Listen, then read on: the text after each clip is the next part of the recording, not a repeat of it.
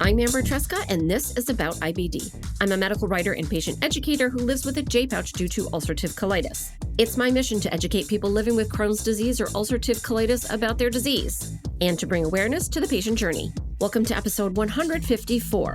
As you may have noticed, in many spaces, there are more women than men who are sharing their journey with IBD. And this podcast is no different, despite my best efforts. In fact, I often see female care partners advocating on behalf of their male relatives with IBD in order to find support, advice, and information. For these reasons, I am always encouraged when I see men who share their IBD journey online.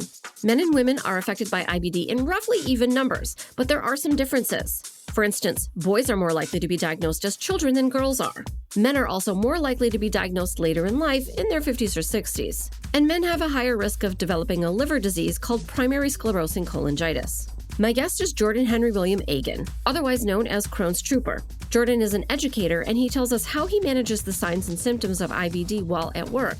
He also gives his best advice for other men living with chronic illness, and it's really pretty great. Plus, we take some time to get nerdy about a particular space opera and how Jordan has connected that passion to charity work in his community and beyond.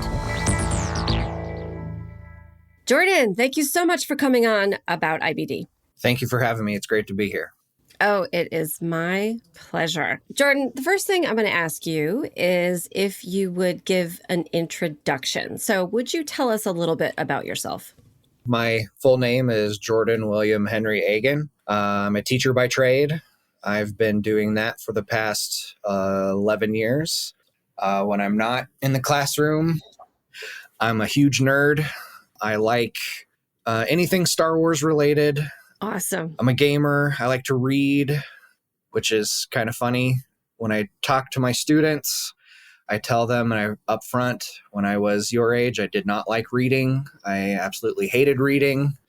But now that I'm an adult and I get to choose what I get to read, I enjoy it much more. So that kind of gets some of them to buy in. When I'm, like I said, when I'm not in the classroom, I am a member of the 501st Legion. That is an adult costuming organization that focuses around Star Wars. We have screen accurate costumes. We show up for a variety of different events, whether it be Take Steps, which is a Crohn's and Colitis Foundation walk, or it's visiting children in the hospital, going to children's hospitals. It's just kind of it's a really nice organization that benefits different people and allows me to imagine myself as a plastic spaceman while making someone smile. I like astronomy. I'm an amateur backyard astronomer, have a 12-inch Dobsonian style telescope. I like biking, kayaking, basically anything outside. I'll be there. That's me in a nutshell. Oh, I love that. I love some outdoor time myself. There are some challenges when it comes to being outdoors and having IBD, but well, let's get into that. You touched on a whole lot of things that I want to ask you about today. So that was a great overview. And so Jordan, first off, we did connect on Instagram, and you do share quite a bit about your journey with Crohn's disease on Instagram, among some of the other interesting facets of your life. So I wonder if you would tell me a little bit more about the Crohn's and how symptoms started and what that was like when you were diagnosed. I was in high school. It was my senior year of high school. Back in 2007, I had just got done with doing the our high school fall musical, Professor Harold Hill and the Music Man. So that's another thing. I like singing and being in choir and such. It's kind of hard to do in smaller towns now that not in college anymore. But and I had gone to school and I started having really harsh pains in my abdomen area. Didn't eat anything that morning. I was in my choir lessons class and I couldn't stay in it anymore. I said, I gotta leave. I gotta use the restroom. I went and I threw up probably like 2 or 3 times. Oh my gosh. Tried to go back. I was like, nope, I think I need to go home for the day. Luckily, where I went to high school, my grandmother lives in in that town. So I just went down there. I'm like, I can't drive home, Grandma. I gotta, I gotta crash or do something. Well, I couldn't sleep because I was still throwing up. The pain was still there. My dad had got off work and he took me over to the ER, and just still off and on throwing up during that time. The nurses had thought that I had busted my appendix, and it's like, yeah, we'll get you in and get an IV going and such. And that was my first bout. I want to say that I was in the hospital for a week because they had found that my white count, yes, it was elevated, but after doing a CT scan, it wasn't my appendix.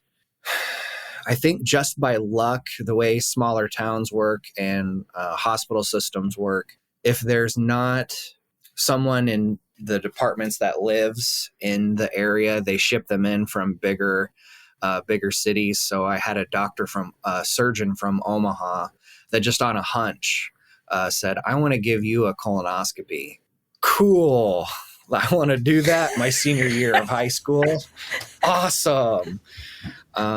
So just on a hunch, he said, let's go through and let's do this and see if we find anything there. So he ended up finding a lot of scar tissue, polyps, and just gobs of inflammation in my colon. Oh, wow. So he goes, I am 87% sure you have this. And my mom and dad and I were like, what? We were under the impression I was here for my appendix, but it's not my appendix. Well, and he's like, yeah, this is what it is, what I think it is, because they have to do a biopsy and blood work to kind of really nail it down for sure. And so after that experience, I was in and out of the emergency room probably every other weekend, just because of, trying to figure out if I could eat anything. From about November, I would say, until March, for sure February. I was officially diagnosed in January, but from that time, I weighed like 180 pounds and I got down to 137, I think was the worst. So here's a 6-foot dude weighing 180 pounds and dropping that much weight in that amount of time. Holy moly. Finally, after the diagnosis, then it's okay. So we know what it is, but it's invisible. So it's like, you don't know how to face it or how to fight it, I guess is how you would put it. So you're like, there's this invisible boogeyman, as if it were, inside my body. That part was frustrating, just dealing with that at first. Like your body is fighting against you was the tough part. That was how it first started, and just the in and outs, the emergency room. I got to know one of the nurses very well because it seemed like clockwork. It was always like at 2:00 in the morning on Saturday night into Sunday morning is when I would need to go to the ER. So there was a nurse there that I got to be good friends with. She goes, "Oh, you're back." Yep, I'm back. So, I mean, there's little bits of humor that you have to take in stride with it, I would say. That's how my adventure began. The first medicines that I took, I was on Pentasa and a steroid and an antibiotic.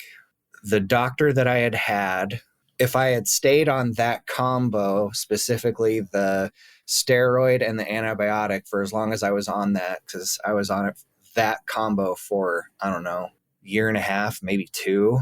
I felt like I wasn't having a good go with the GI doc that I first got. And then I was very fortunate and have the GI doc that I have now and have had a good relationship with ever since. Told me that the combo that I was on, if I would have been on that much longer, my nervous system would have been fried, or could have potentially been fried. It's like, oh, cool. Yeah. That's nice to know. But I just remember just all of the meds that I was taking at first. And that was what I thought was at first was that's a lot of medicine. Well, it would get worse in my college years, just kind of a roller coaster. That's how it first started. College was a challenge at times.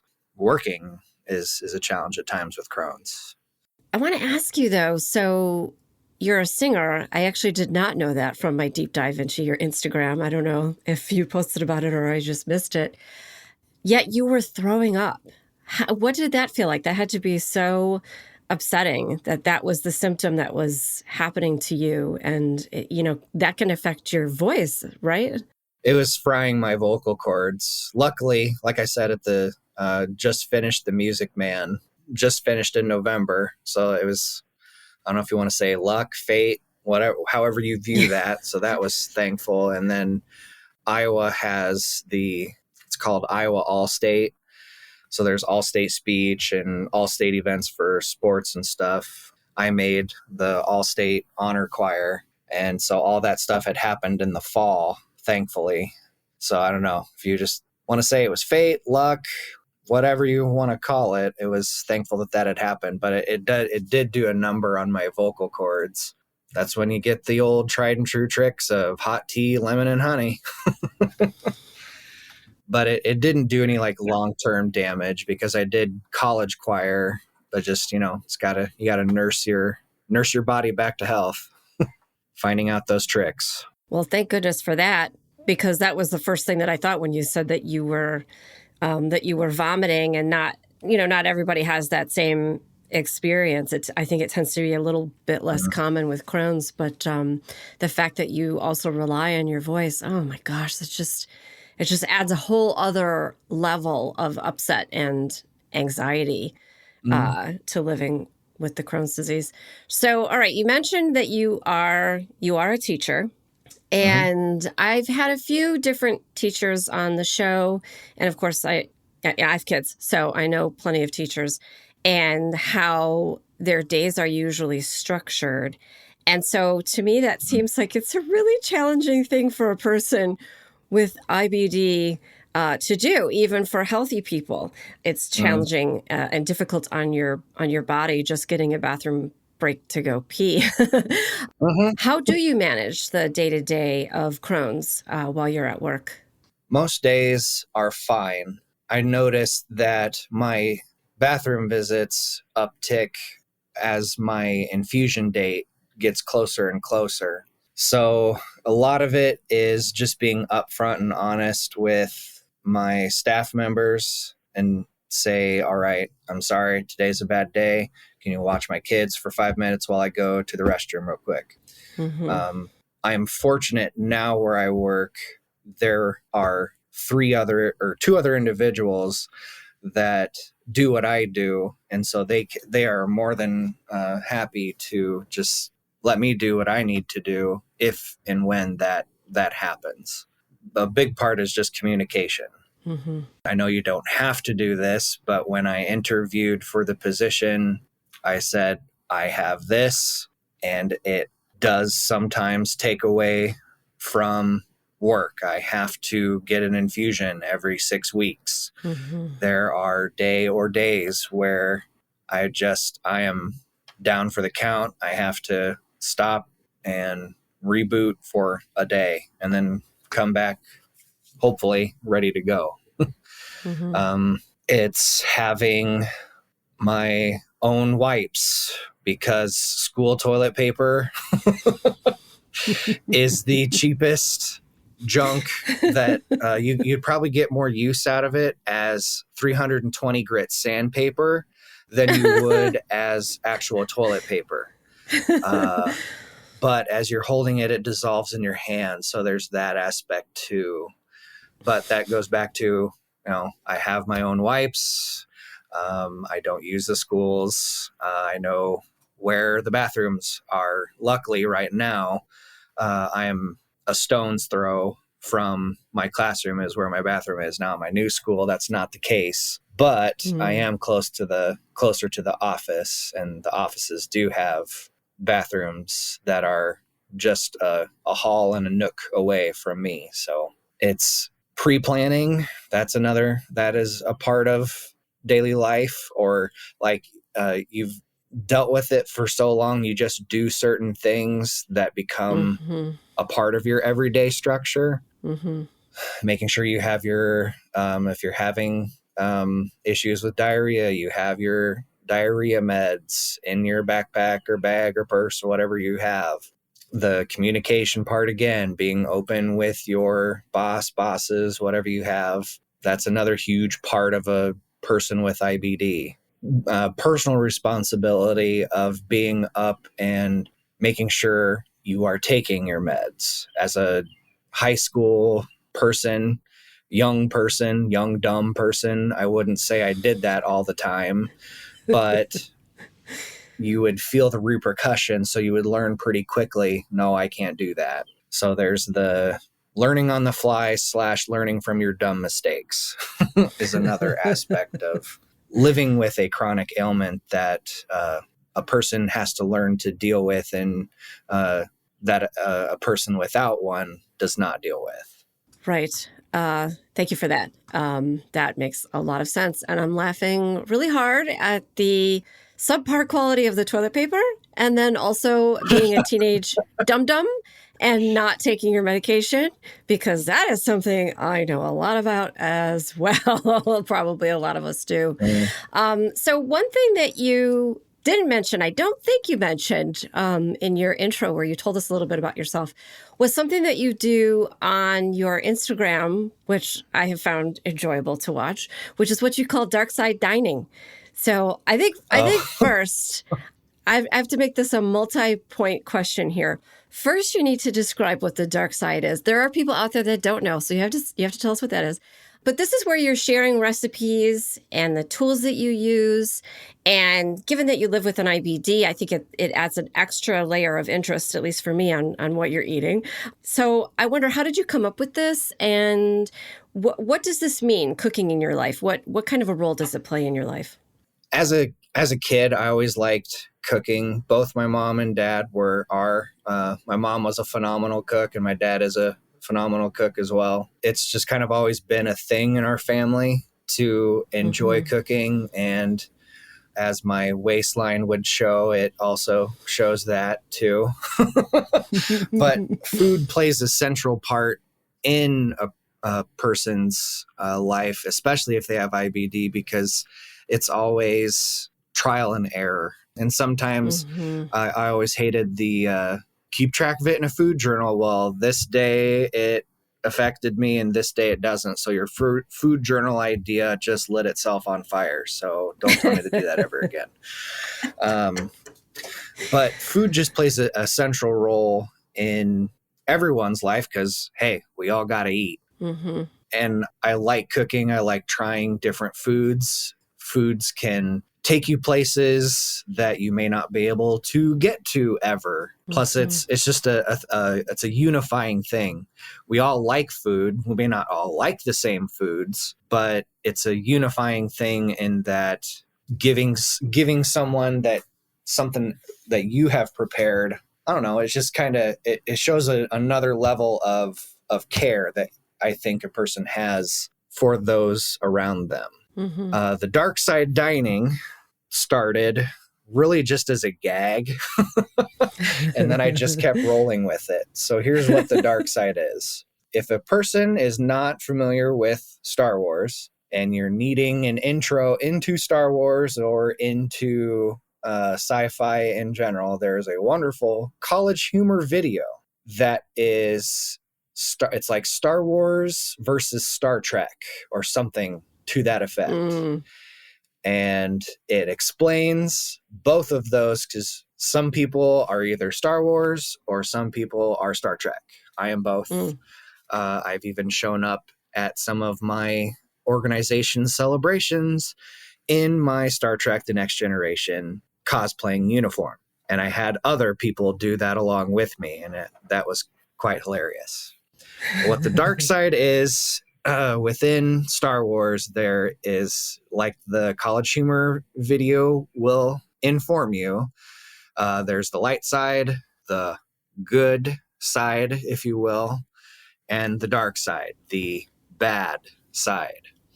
And the College Humor video will inform you or tell you it's like philosophy for children. Light side versus dark side. And there's never anyone in between, which is a lie. But that is light side versus dark side.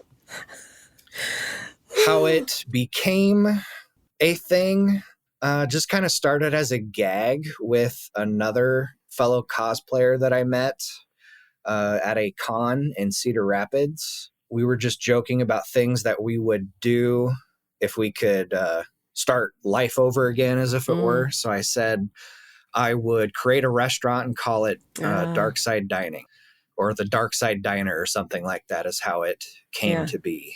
And so every so often what I will do is whatever I'm wanting to taste that day, if I'm wanting a different out of the norm cuisine, I will find a recipe and show what all goes into making whatever dish it is. If I use any special tools, I try to either take a picture or a video of me using said item, and then showing kind of like the steps as you're going through making it. I will do that progression, and then I have it as a finished product at the end with garnishing and all that good fun stuff.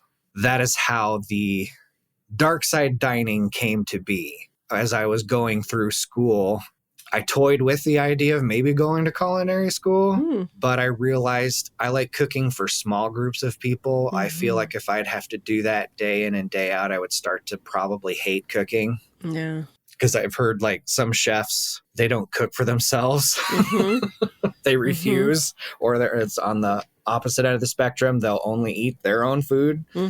So I don't know. I didn't want to go down that road. So it's more of just a little gag, a little fun thing to do on the side.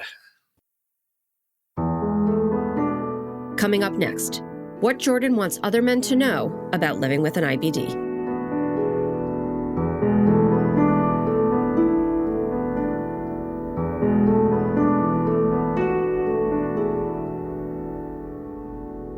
Let's talk a little bit about the 501st, because I'm very aware of it.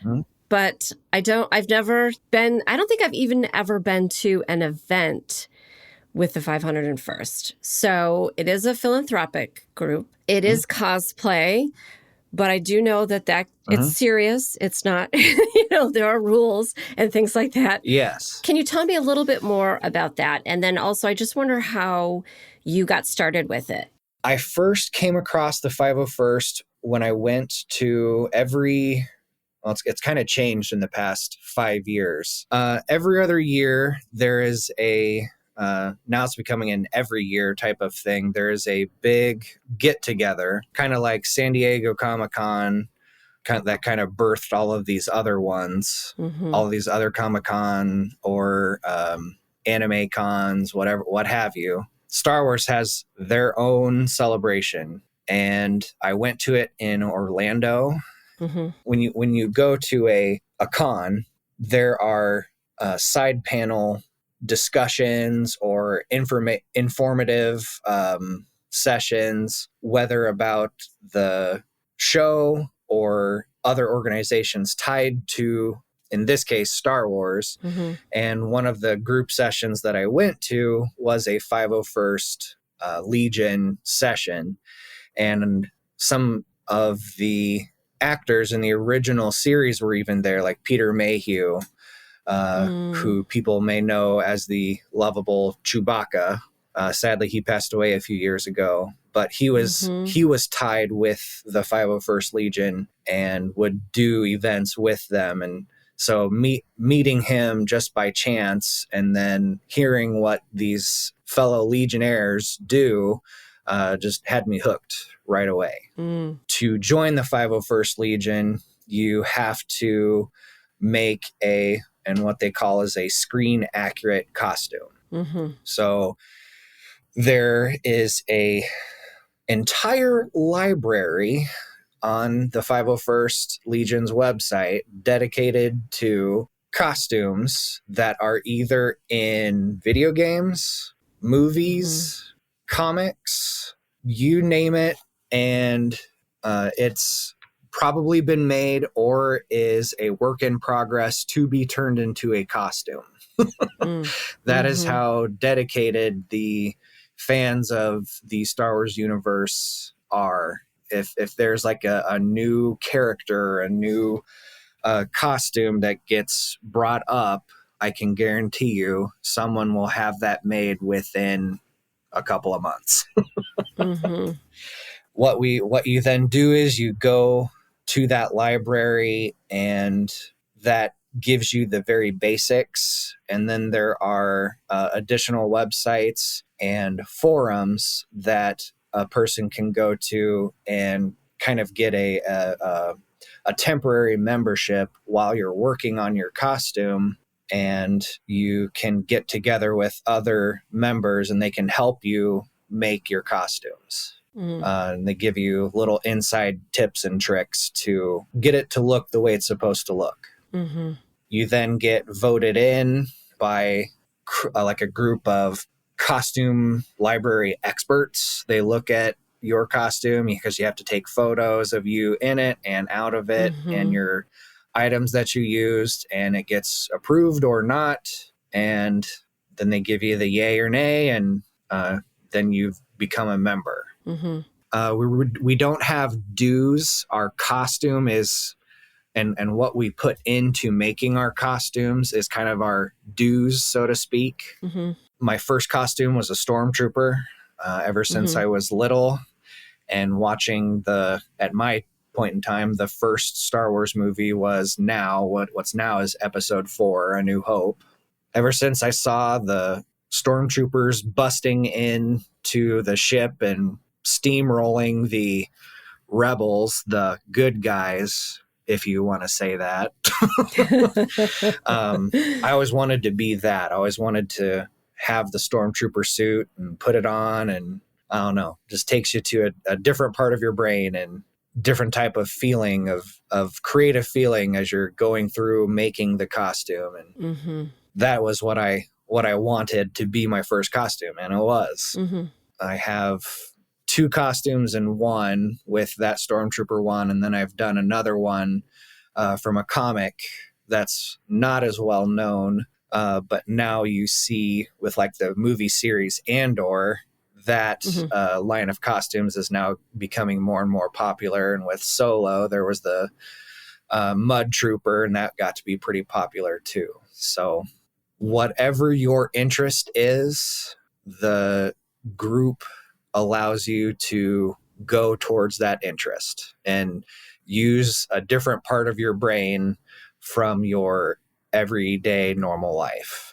It's a good escape, shall we say. I love that. We'll have to return to it. I am old enough that I saw Episode 4 in theater when I was a wee child. One of my first memories is of the Star Destroyer going overhead and thinking about how big that must be, because there was nothing like that in the movies at that time.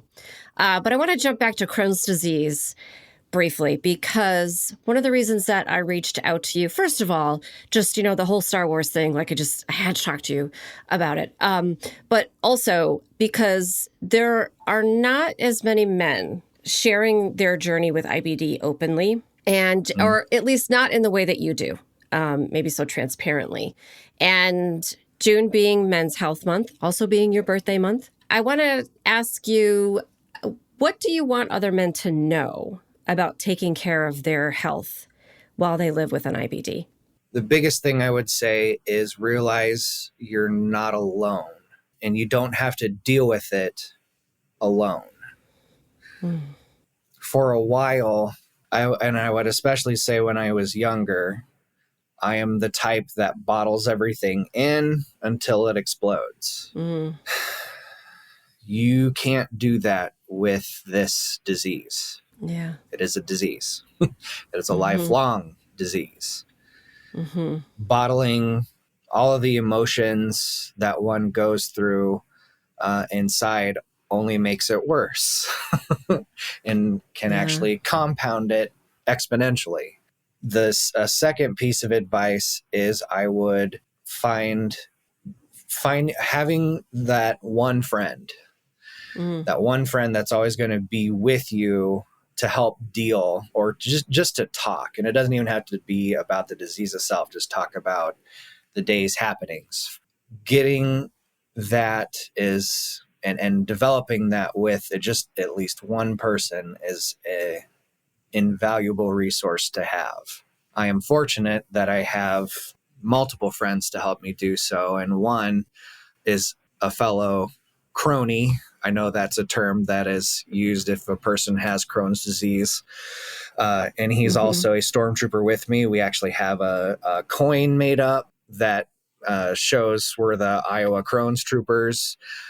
We do the Take Steps walk every year together, and we're there to support one another. Having that friend or friends is just invaluable.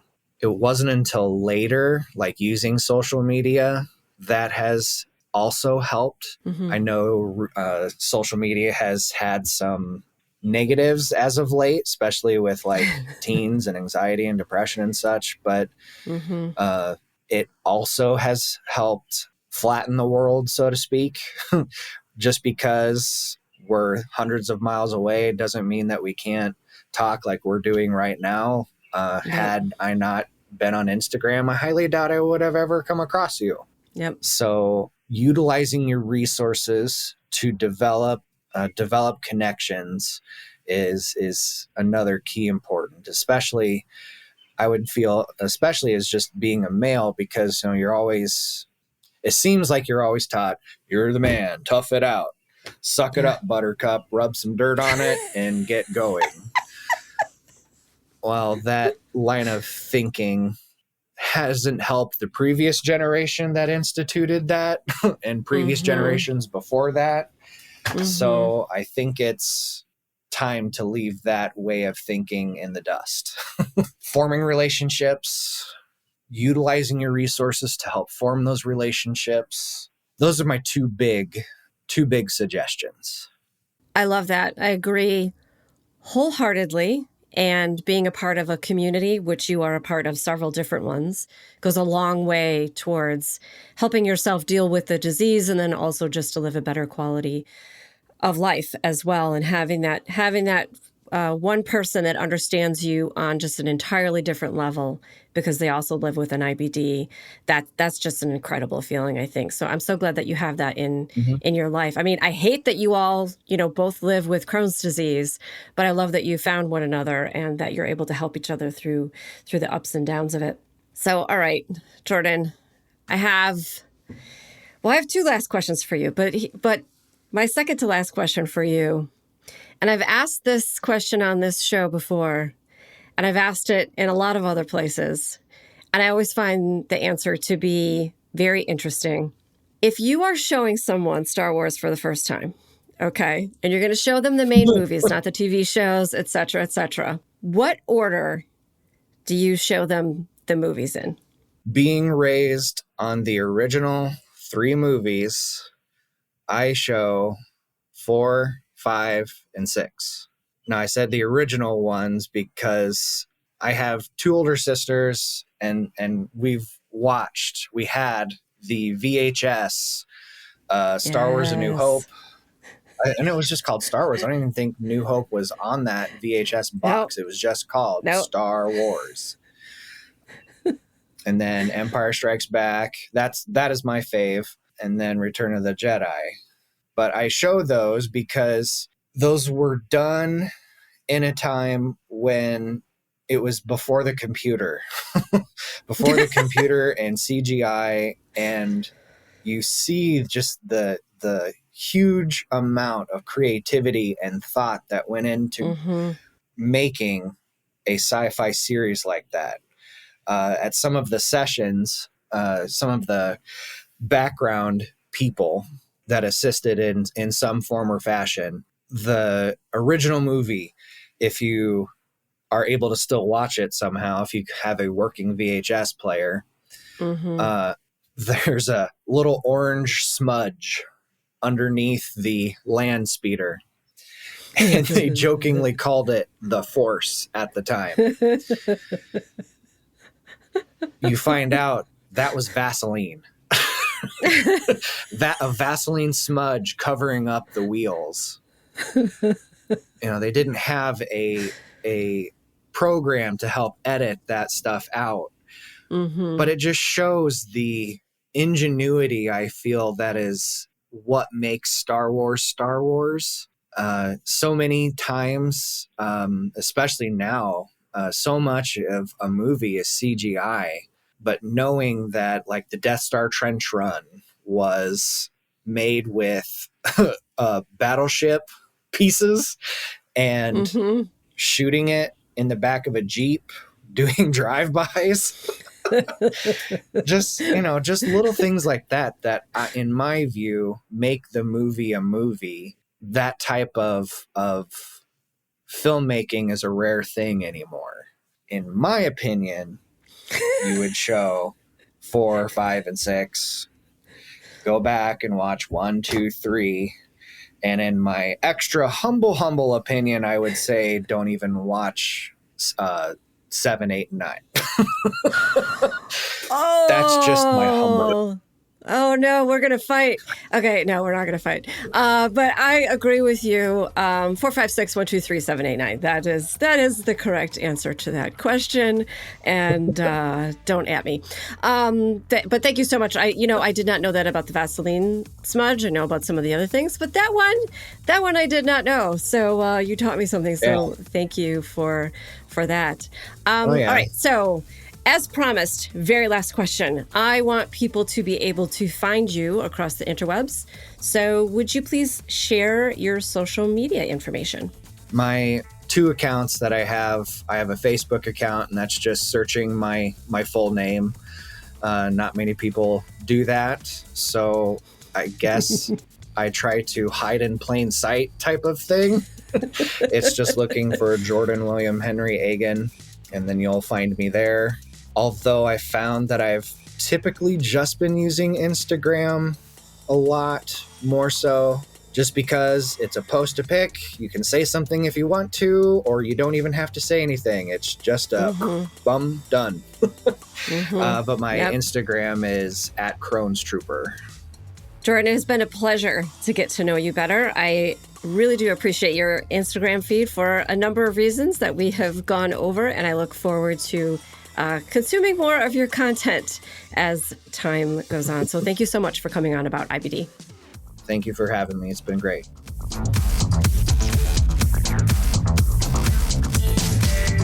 Hey, super listener. Thanks to Jordan for taking the time to talk to me after summer school. I especially loved hearing about the bond he has formed with a friend who also lives with IBD. Having that kind of friendship is a true gift. We only scratched the surface of what he covers in his Instagram profile as Crohn's Trooper, so I encourage you to connect with him there. Come for the IBD, but stay for the costuming and recipes. As always, links to a written transcript, everyone's social media handles, and more information on the topics we discussed is in the show notes and on my episode 154 page on aboutibd.com. Thanks for listening, and remember, until next time, I want you to know more about IBD. About IBD is a production of Malintel Enterprises. It is written, produced, and directed by me, Amber Tresca. Mix and sound design is by Mac Cooney. Theme music is from Cooney Studio.